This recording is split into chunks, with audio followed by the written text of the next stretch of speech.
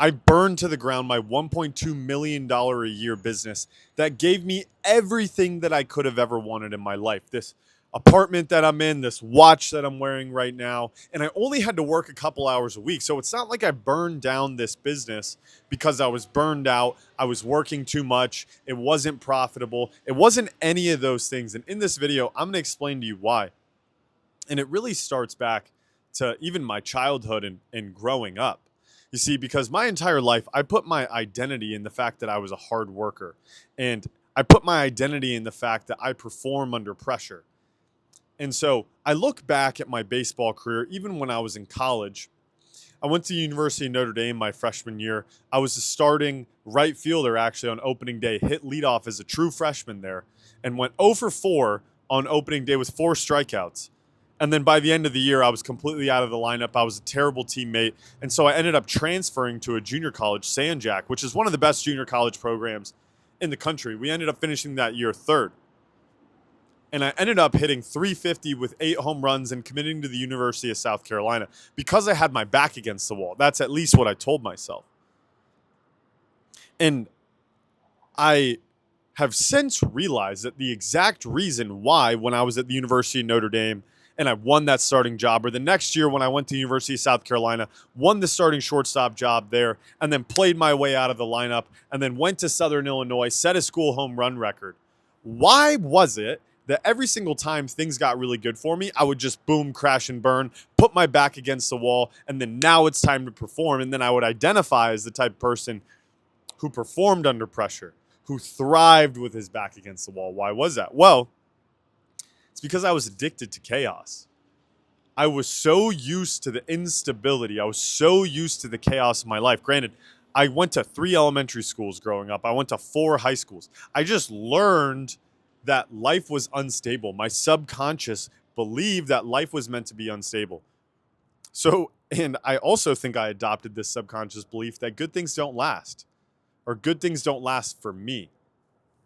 And so every time things started to go really well in my life, I would feel this like peace and calm. And because of that discomfort, I would find a way to get out of it. Plus, my identity was at complete, like it was fighting, my old identity was fighting with this feeling of like, oh, well, Nick, for example, it should be way harder than this for you to start at Notre Dame. Like, nobody should be starting as a freshman at Notre Dame, which is just totally false. There are plenty of people that start as freshmen there, right? Or, you know, you shouldn't be the starting shortstop at South Carolina. Like, you didn't work hard enough. Or my business last year, when we were doing over $100,000 a month, and I'd worked so long to get to this point, right? And we're doing over $100,000 a month. I have a sales team. I have a client success team. I'm really not doing a whole lot.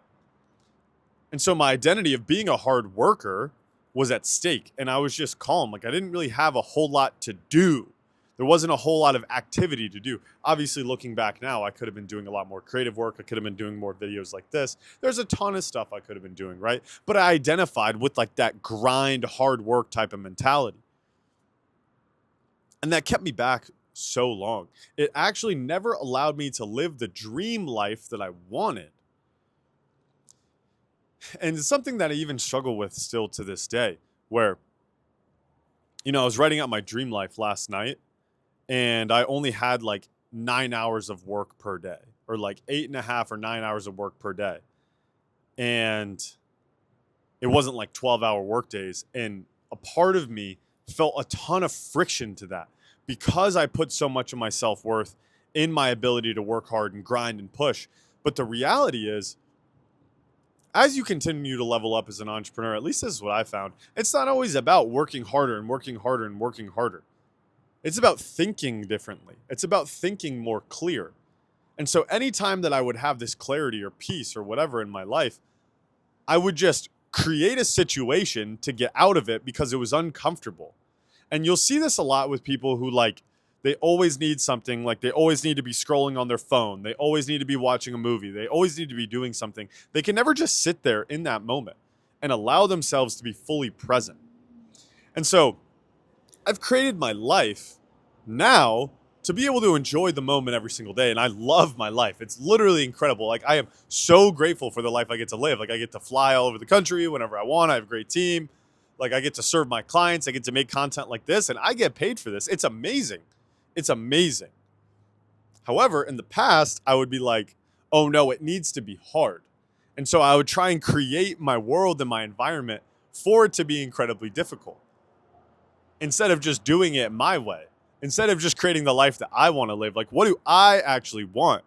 Like, I was trying to rationalize to myself why I needed to wake up earlier, why I needed to wake up at 4 a.m. or whatever and do all this stuff. And I'm like, dude, why can't I just sleep until I wake up, go on a walk, work out, start working, and not feel any sort of rush or pressure or anything like that to do it, and just live my life and let life come to me? Like, why couldn't I just do that? And the answer is because it was directly against my old identity. It was directly against what I believed to be true about the world. So I had to rewire my brain and actually allow good things to come to me. And now we're probably on pace to do, over $2 million this year. We might even do $3 million this year if we end up really growing, right? But we'll see. And that's the thing, is like, in the past, I would put like over importance on these goals and like put all this pressure on myself. And then I'd get really close to them, and then boom, I would even hit them, and then boom, I would nosedive. And now it's like, yeah, dude, if we make $3 million this year, awesome. If we don't, who cares? It doesn't really matter. I get to live the life that I love every single day. And that's what matters. And I'm allowing myself to do it. So I got a group call here to run to in a couple minutes with my clients.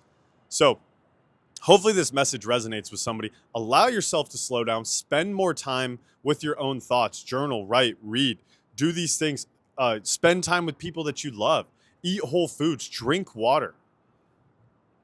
Spend time with your spirituality, figuring out your relationship with God. I promise you, you will calm. I was about to swear there. I want my grandma to be able to watch these videos. You will calm down. You will live a better life. Everything will get better as you continue to learn how to let life come to you, relax, and allow yourself to enjoy the moment. Happy Friday, y'all. Catch you in the next one. Peace.